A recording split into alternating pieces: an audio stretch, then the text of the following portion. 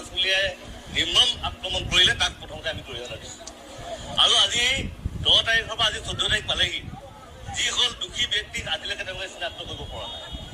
আৰু অৰুণাচল চৰকাৰ, অসম চৰকাৰ বা মেঘালয় চৰকাৰৰ মাজত বিভিন্ন সময়ত আমি বিভিন্ন দাবী উত্থাপন কৰিছো যে সীমা সমস্যা স্থায়ী সমাধান কৰিব লাগে। কেৱল অৰুণাচল আৰু অসমৰ মাজতে সীমা বিবাদ হৈ থকা নাই, মেঘালয়ৰ লগতো হৈছে, মাজে সময়ে আমাৰ নাগালেণ্ডৰ লগতো হৈছে। গতিকে ই এটা ঐতিহাসিক সমস্যা হিচাপে চিহ্নিত হৈছে, যিটো জাতীয় জীৱনৰ কাৰণে আমাৰ ভাতৃঘাতী সংঘৰ হোৱাৰ এটা প্ৰক্ৰিয়া ৰচনা হৈছে। আমি জাতীয়তাবাদী যুৱ ছাত্ৰ পৰিষদে এই প্ৰতিবাদী কাৰ্যসূচীৰ জৰিয়তে আজি আমি খুবেই প্ৰতিবাদ কৰিবলগীয়া হৈছে।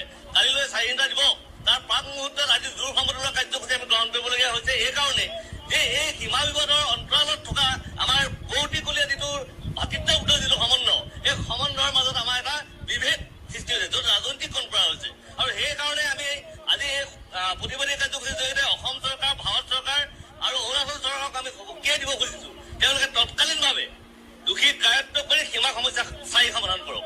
আৰু লগতে আমি এইটো কথাও কৈছো যে প্ৰতি মুহূৰ্ততে আমি দেখিছো আজি 2023 চনত আমাৰ বৰদলনি জয়ৰামপুৰত আমাৰ বগা চুতীয়া আৰু